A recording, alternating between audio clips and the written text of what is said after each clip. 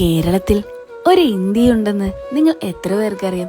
മലപ്പുറം ജില്ലയിലെ ഒരു കൊച്ചു മനോഹരമായ ഗ്രാമമാണ് ഇന്ദിനൂർ. ഇന്ദിനൂർ എന്ന പേര് ശിവഭഗവാന്റെ മറ്റൊരു പേരായ ഇന്ദുചൂടൻ പള്ളി കൊള്ളുന്ന ഊര് എന്നതിൽ നിന്നും ഉത്ഭവിച്ചതാണെന്നാണ് ചരിത്രം. 1500 വർഷം പഴക്കമുള്ള ഇന്ദിനൂർ ശ്രീ മഹാഗണപതി ക്ഷേത്രത്തിലാണ് ഞാനിന്ന് വന്നിരിക്കുന്നത്. ശിവപാർവതി കുടുംബസമേതം കുടികൊള്ളുന്ന ക്ഷേത്രമാണിത്. ഉപദേവനായ ഗണപതിക്കാണ് ഇവിടെ ഏറ്റവും പ്രാധാന്യം.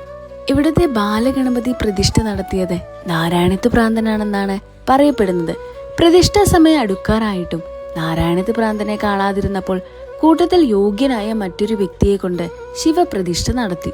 യഥാർത്ഥ മുഹൂർത്ത സമയത്ത് വന്ന നാരായണത്ത് ഭ്രാന്തൻ കുപിതനാവുകയും ഇത് പിടിക്കൂ ഒറ്റക്കൊമ്പ എന്ന് വിളിച്ചുകൂവി ചുമരിൽ നിന്ന് ഗണപതി പ്രത്യക്ഷപ്പെട്ട് കലശക്കുടം ഏറ്റുവാങ്ങി മറഞ്ഞു എന്നാണ് ഇവിടുത്തെ ഐതിഹ്യം.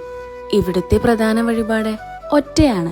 വാദ്യമേളങ്ങളോ ശബ്ദ കോലാഹലങ്ങളോ ഉണ്ടാകാറില്ല എന്നത് ശ്രദ്ധേയമാണ്. അവയൊന്നും ഈ ക്ഷേത്രത്തിലെ മൂർത്തികൾക്ക് ഇഷ്ടപ്പെടുന്നില്ല എന്നതാണ് ഇവിടുത്തെ വിശ്വാസം. മലപ്പുറം ജില്ലയിൽ തിരൂർ താലൂക്കിലാണ് ഈ ക്ഷേത്രം സ്ഥിതി ചെയ്യുന്നത്. അപ്പോൾ ഈ വീഡിയോ സേവ് ചെയ്യാനും ഷെയർ ചെയ്യാനും മറക്കണ്ട.